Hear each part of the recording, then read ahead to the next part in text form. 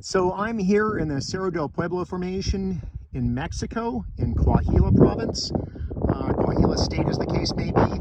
And we're out here looking for dinosaurs. This is latest Cretaceous, latest campaign around 72.5 million years ago or something like that. Just before the campaign Restricting boundary. And gonna wander around out here and try and find some dinosaurs. So here we have a piece of dinosaur bone in the Cerro del Pueblo formation.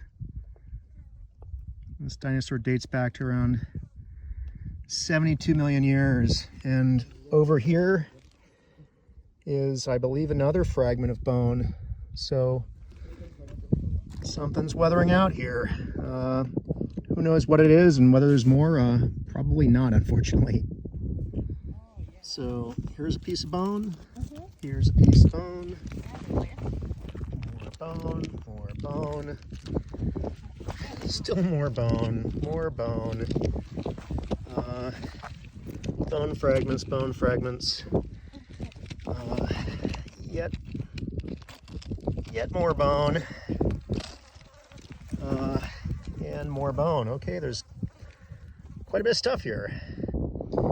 So here's a beautiful, beautiful piece of bone that we found up from the various fragments, and this might represent the layer that the skeleton is weathering out of, and the preservation is just exquisite on this stuff.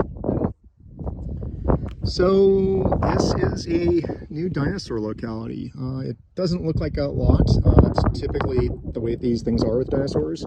But you look down and you find a fragment of bone, and you find these bone fragments. We picked up a bunch of these things and we created a whole pile of bone where a bone, or rather probably a bunch of bones, have been weathering out slowly over hundreds and hundreds of years, accumulating here. And you kind of slowly follow these things up slope, trying to figure out where it's coming from.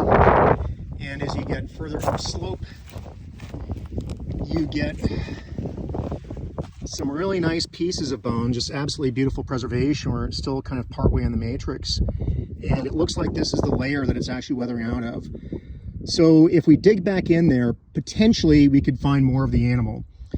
Now, unfortunately, what we're seeing down below is what looks like a piece of the humerus. Up here we have a piece of the tibia, so it might be the front end of the animal weathered out first. We've lost the skull. But you never really know until you dig back in. And if you found the hips or something back in the hill, that'd be pretty significant. Those are potentially really interesting. So looks like a duckbill dinosaur. Duckbill dinosaurs are phenomenally diverse and abundant here in the Cerro del Pueblo formation. But to say more, we'd have to dig back in. So hopefully we'll get to do that one of these days.